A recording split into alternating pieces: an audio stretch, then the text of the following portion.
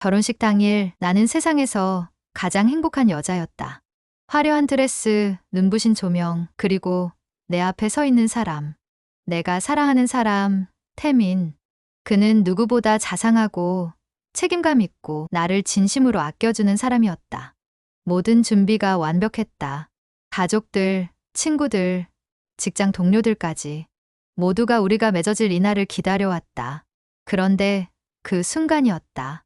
신부 입장 직전 예식장 문이 열리려던 찰나 웅성거리는 소리가 커지더니 익숙한 목소리가 예식장을 가득 메웠다. 이 결혼은 안 돼요. 엄마였다. 그토록 조용하고 항상 날 응원해주던 엄마가 그 단호한 목소리로 예식장을 가로질러 걸어 나왔다. 모두가 얼어붙었다. 나도, 태민도, 주례도, 연주자도. 시간은 멈춘 듯 했고 모든 시선이 우리를 향해 있었다. 엄마는 내 손을 덥석 잡고 벌벌 떨리는 손으로 눈물을 닦았다. 그리고 낮게 떨리는 목소리로 말했다. 저 사람은 너희 오빠야. 말도 안 되는 소리였다. 무슨 말인지 도무지 이해할 수 없었다. 오빠, 나는 외동딸이었고 어릴 적부터 엄마와 단둘이 살아왔다. 아버지에 대한 기억은 없었다. 너무 어릴 때 돌아가셨다고 들었으니까. 나는 그 자리에 털썩 주저앉았다. 숨조차 쉬어지지 않았고 온몸이 얼어붙는 것 같았다. 예식장은 금세 아수라장이 되었다. 웅성거림, 속삭임, 카메라 셔터 소리까지 모두가 우리를 주시했다. 결혼식은 취소됐다. 나는 드레스를 입은 채 호텔방에 틀어박혀 멍하니 앉아 있었다. 문 밖에는 기자들이 진을 치고 있었고 인터넷에는 이미 결혼식장에서 밝혀진 충격적 가족사라는 제목의 기사가 돌고 있었다. 나는 엄마를 불렀다. 엄마는 떨리는 손으로 내 손을 잡으며 말했다. 미안해. 지연아, 엄마가 다 설명할게. 이제는 숨길 수가 없구나. 엄마는 한참을 망설이다 조용히 입을 열었다. 28년 전 엄마는 다른 사람과 결혼해 아들을 낳았다고 했다. 하지만 그 결혼은 오래가지 못했고 남편은 가정폭력과 외도로 엄마를 괴롭혔다. 결국 엄마는 아이를 데리고 도망쳤고 얼마 지나지 않아 다른 남자를 만나 재혼했다.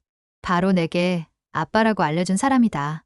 하지만 문제는 그 아이를 내가 두고 올 수밖에 없었어. 너무 어렸고 그 사람한테서 도망치기 바빴거든. 그때 난 널 임신하고 있었고. 그렇게 엄마는 나를 낳았다. 그리고 첫째 아이는 결국 전 남편 쪽 가문으로 보내졌다고 했다. 그게 태민이야? 그 아이가 바로 태민이었어. 말문이 막혔다.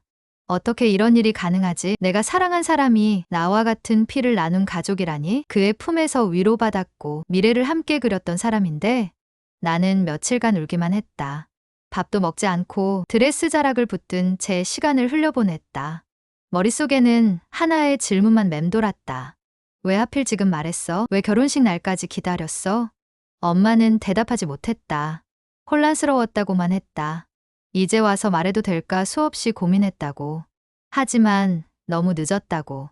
나는 납득할 수 없었다. 모든 걸 잃은 기분이었다. 며칠 후 나는 태민을 만났다. 그는 나보다 더 지쳐 보였다.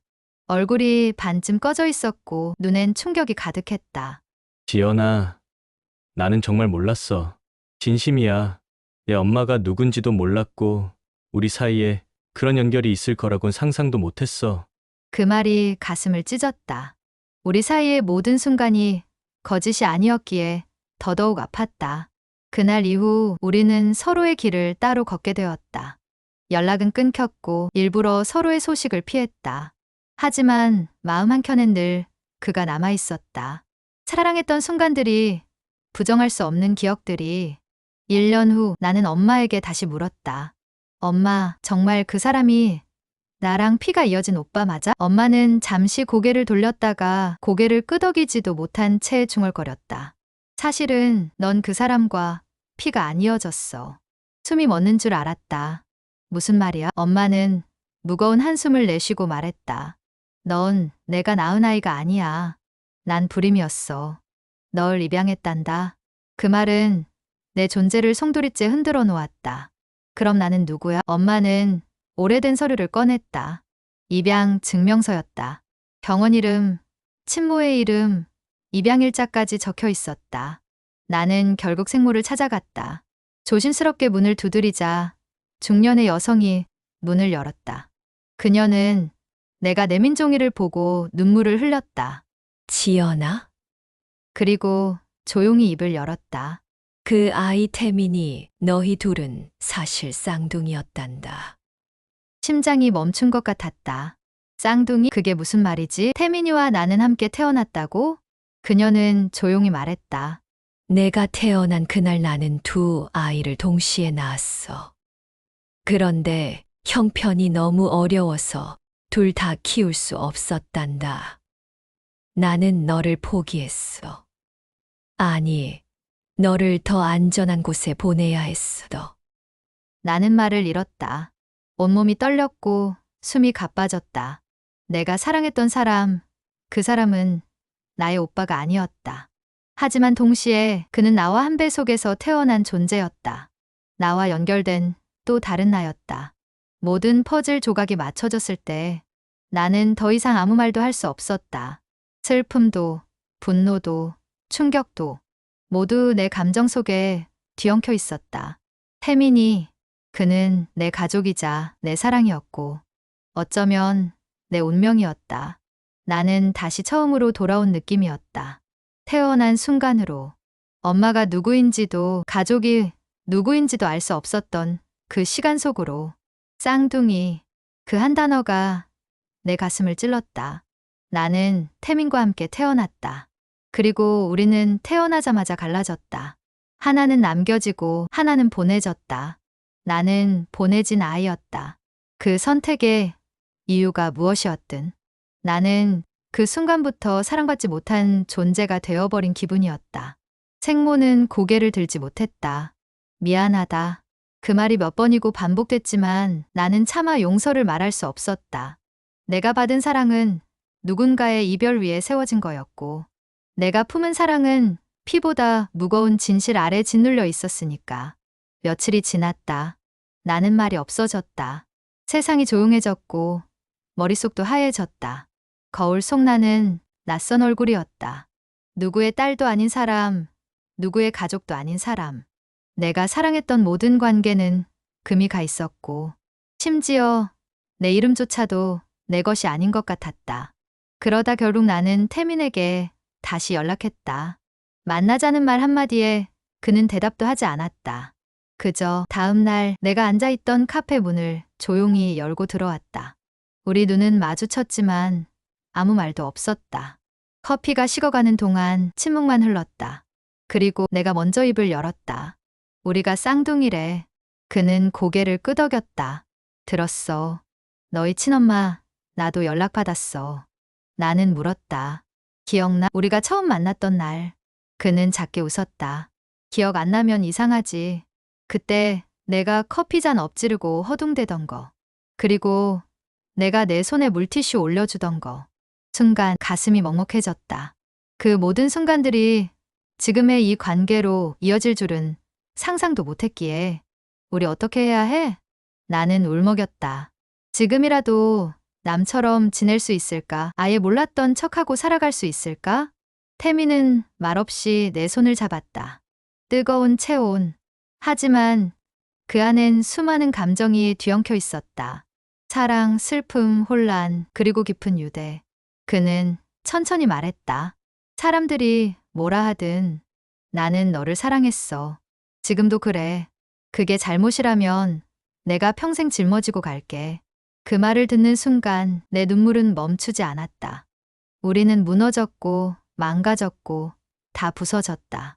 그럼에도 불구하고 남아있는 감정은 여전히 따뜻했다. 나는 생각했다. 세상이 우리를 어떻게 보든 우리가 서로를 어떻게 받아들이든 이 관계는 단순히 정상과 비정상으로 나눌 수 있는 게 아니라고. 우리는 사랑했고 그 사랑은 거짓이 아니었다. 단지 그 사랑 위에 너무 많은 비밀이 얹혀 있었을 뿐이다. 며칠 후 나는 생모를 다시 찾아갔다. 그녀는 조심스럽게 나를 집 안으로 들였다. 그리고 주방 한켠에서 오래된 나무 상자를 꺼내왔다. 그 안엔 내가 태어난 날 찍은 사진, 아기 때의 팔찌, 그리고 태민과 나의 초음파 사진이 있었다. 나는 그 작은 화면, 속 두 개의 심장 박동을 바라보며 눈을 감았다. 그 둘 중 하나가 나였고 하나가 태민이었다. 생모는 말했다. 나는 너를 버린 게 아니었단다. 당시엔 선택이 없었어. 너희 둘 다 데리고 살 수 없을 정도로 세상이 너무 가혹했어. 나는 그녀를 원망할 수도 용서할 수도 없었다. 그저 이해하려 했었다. 그래야 내가 살 수 있었기에 그날 밤 나는 엄마 아니 나를 길러준 양엄마에게 편지를 썼다. 당신이 나를 낳지 않았더라도 당신은 내 엄마였어요. 그 모든 시간 속에서 나는 사랑받았고 그 사랑은 진짜였어요. 나는 점점 모든 관계를 다시 받아들이기 시작했다. 부서진 조각들을 천천히 맞추며 다시 살아갈 준비를 했다. 그리고 마지막으로 태민에게 편지를 보냈다. 우리의 사랑은 금지된 것이었지만 그 감정은 진실이었고 나는 그 진실을 후회하지 않아. 다만 이젠 그 진실을 가슴에 묻고 살아가려 해. 서로의 인생을 위해 우리가 선택해야 하는 길이 있다면 그게 이별이라도 나는 널 평생 기억할게. 태민은 아무 말 없이 답장을 보냈다. 나도 그래. 사랑했어. 그리고 사랑한다. 편지는 끝이었고 시작이었다. 그 마지막 문장이 내 마음을 아프게도 따뜻하게도 했다. 사랑했어. 그리고 사랑한다. 태민의 말은 더 이상 우리가 함께할 수 없음을 인정한 고백이었다. 서로를 놓아주는 데에 이렇게 많은 사랑이 필요한 줄 그땐 몰랐다. 나는 그 후로 태민과 연락하지 않았다. 일상으로 돌아가려 노력했다. 출근하고 웃고 식사하고 잠을 자고 그 모든 것이 마치 나 아닌 다른 사람의 삶처럼 낯설었지만 그래도 흘러가는 시간에 몸을 맡겼다. 그러던 어느 날 회사 앞에서 누군가 나를 기다리고 있었다. 양엄마였다. 나를 28년간 키워준 내가 엄마라고 불렀던 그 사람. 그녀는 내 앞에서 고개를 들지 못했다. 지연아, 그동안 내가 날 얼마나 미워했을지 알아. 하지만 너한텐 그 어떤 순간에도 거짓말을 하고 싶지 않았어. 그래서 그날 그 예식장에서 말리지 못했던 거야. 다 알면서도. 그녀의 눈동자는 진심이었다. 나는 그제서야 깨달았다.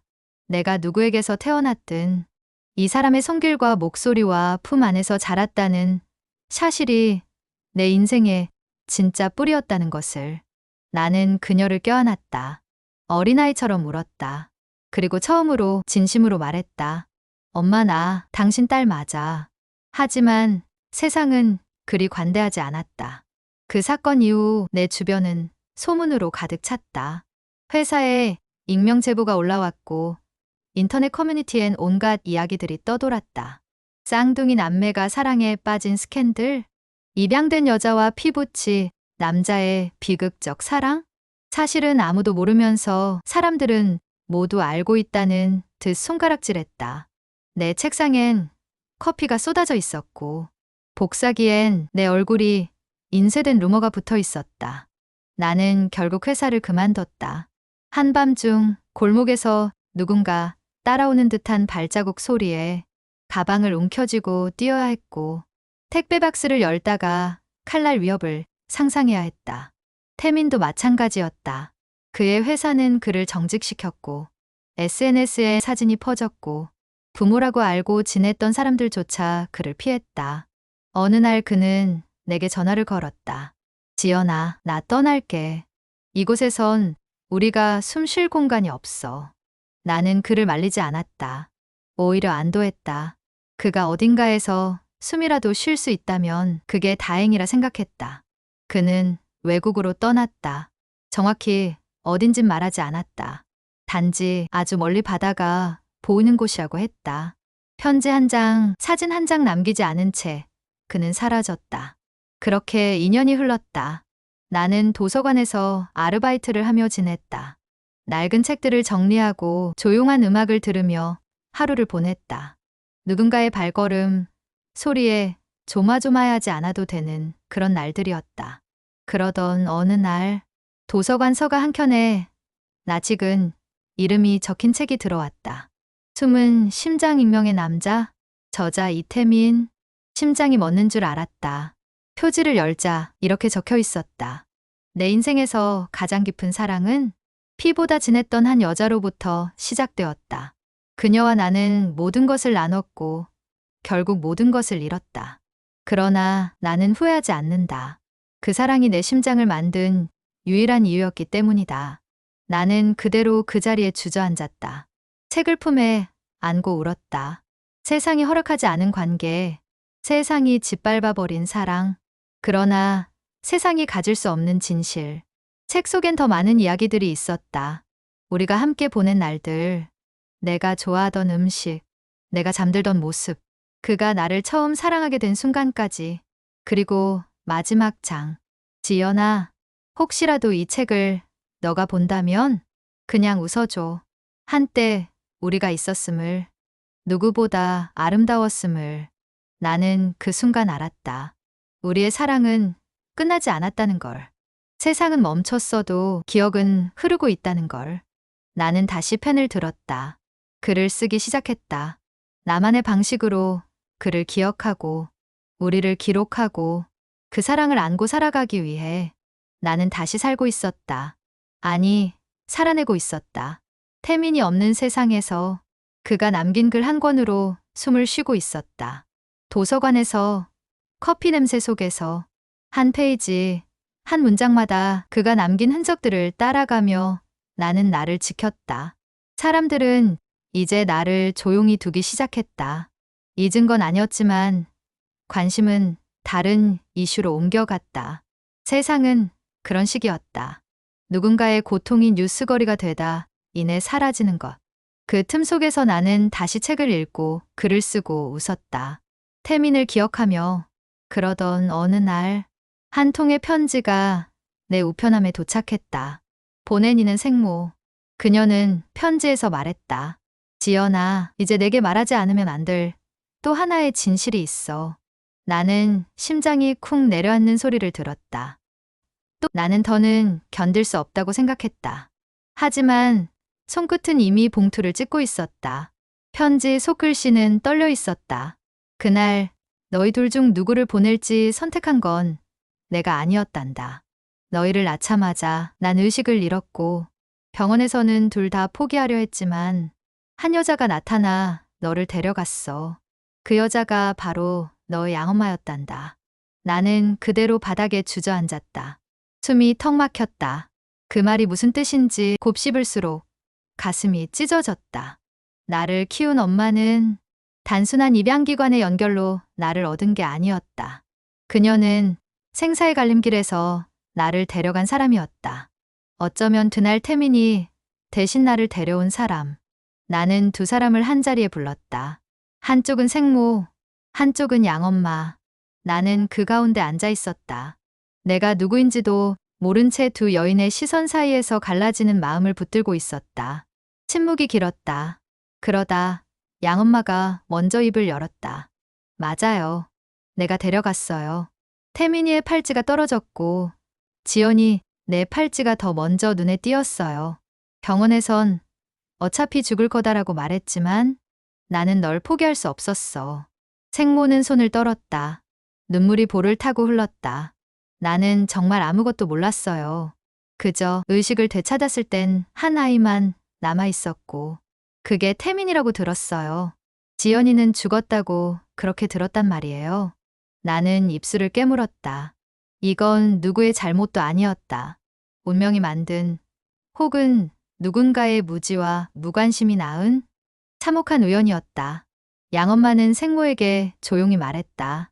그날 나는 내 아이를 데려간 게 아니라 내 인생을 살게 해준 사람을 만난 거였어요.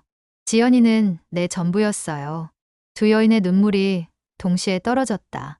나는 더 이상 아무 말도 할 수 없었다. 울지도 못했다. 그저 두 사람 사이에 손을 뻗어잡았다. 따뜻한 손, 떨리는 손. 서로 닿은 그 손끝이 진심이라는 걸 알 수 있었다. 며칠 후 나는 짐을 쌌다. 여권을 챙기고 책 한 권을 가방에 넣었다. 숨은 심장, 태민의 책이었다. 그를 찾기 위해 떠나는 여행. 단지 다시 만나고 싶어서가 아니라 이제는 내가 내 발로 그를 선택하고 싶었기 때문이었다. 비행기 안에서 나는 긴 편지를 썼다. 그에게 전하지 못했던 말들. 그와 나 사이를 갈라놓은 세상과 규칙에 대한 저항. 그리고 우리 둘이 스스로를 용서하는 과정에 대한 이야기. 태민아, 우리는 잘못된 게 아니었어. 우리가 받은 고통은 사랑 때문이 아니라 세상의 오해와 침묵 때문이었어. 이제 너를 다시 만나면 나는 너에게 말할 거야. 우리의 시간은 이제부터 다시 시작될 수 있다고. 공항에 도착했을 때 낯선 바람이 불었다. 그가 말했던 바다의 향기, 태민이 숨 쉬고 있는 공간. 나는 그곳으로 향했다. 그리고 길가, 카페 한켠에서 책을 읽고 있는 그의 옆모습을 발견했다. 시간이 멈춘 것 같았다. 그는 고개를 들고 나를 봤다. 그의 눈이 흔들렸다. 그러나 이내 작게 웃었다. 나는 다가가 앉았다. 한참을 말없이 서로를 바라봤다. 그리고 태민이 먼저 말했다. 왔구나. 나는 고개를 끄덕였다. 이제 우리 이야기 다시 써보자. 나는 그를 다시 만났다. 2년의 시간이 무색하게 그의 눈동자는 그대로였다. 조금은 말라 있었고 조금은 외로워 보였지만 그 안에는 여전히 나를 바라보던 온기가 남아 있었다. 카페에서 우리는 오랜 친구처럼 이야기를 시작했다. 처음 만났던 날, 처음 다퉜던 기억, 처음 손을 잡았던 순간까지 우리의 처음들을 다시 꺼내며 우리는 조용히 서로를 맞이했다. 태민은 이국의 작은 출판사에서 일하고 있었다. 숨은 심장은 생각보다 많은 사람들에게 알려졌고 그는 책을 통해 자신을 털어냈다. 글로라도 너를 안고 싶었어. 그게 내가 숨 쉴 수 있는 유일한 방법이었으니까. 그의 말에 나는 눈을 피할 수 없었다. 나는 그에게 말했다. 나도 글을 써. 내 이야기로. 우리의 이야기로. 그날 이후 나는 그와 함께 지내기 시작했다. 우리가 쌓았던 기억의 조각들을 새로운 공간에서 하나하나 다시 채워갔다. 물론 쉬운 건 아니었다. 함께 마주 앉아 밥을 먹으면서도 서로가 피할 수 없는 존재라는 걸 자주 실감했다. 우리는 세상이 이해 못할 관계야. 내가 말했다. 그래도 우리는 우리가 이해할 수 있어. 그가 대답했다. 우리의 관계는 이제 정의할 수 없는 무언가가 되었다. 연인도 남매도 친구도 아니었다. 그저 우리였다. 오랜 고통 끝에 남겨진 단 하나의 우리라는 존재. 그러던 어느 날 태민은 낯빛이 어두웠다. 지연아, 너에게 말하지 못한 게 하나 있어. 나는 숨을 멈췄다. 또 아직 남은 게 더 있다는 말인가. 태민은 오래된 편지를 꺼내 내밀었다. 낡은 봉투, 한국 주소, 그리고 흔들리는 손. 이건 우리 생구가 남긴 거야. 나는 한 줄 읽어나갔다. 태민아, 지연이를 데려간 그날 나는 병원에 있었다. 너희 어머니가 의식을 잃은 그날. 의사는 두 아이 중 하나만 살릴 수 있다며 내게 선택을 요구했다. 숨이 멎는 것 같았다. 편지는 계속되었다. 나는 돈을 벌 수 있는 아이를 택했다. 남자아이를. 그게 너였다. 그리고 너희 어머니가 깨어났을 땐 나는 지연이를 잃었다고 말했다. 나는 믿을 수 없었다. 한 사람의 선택이, 그토록 비인간적인 판단이 두 아이의 운명을 갈라놓았다는 것. 그는 내게 접근하지 못했지만 내게 여러 번 편지를 보냈어. 태민이 말했다. 그러다 3년 전 세상을 떠났대. 나는 아무 말도 할 수 없었다. 분노도 슬픔도 느껴지지 않았다. 그저 텅 빈 감정만이 머릿속을 맴돌았다. 그럼 나를 데려간 건 결국 사랑도 운명도 아니고 그 사람의 필요 때문이었다는 거야. 내가 말했다. 태민은 고개를 떨구었다. 그래서 난 내게 말하지 못했어. 너한테 또 상처가 될까봐. 나는 조용히 창밖을 바라봤다. 바다는 여전히 고요했고, 우리가 처음 마주 앉은 그날처럼 바람이 불었다. 그리고 나는 그에게 말했다.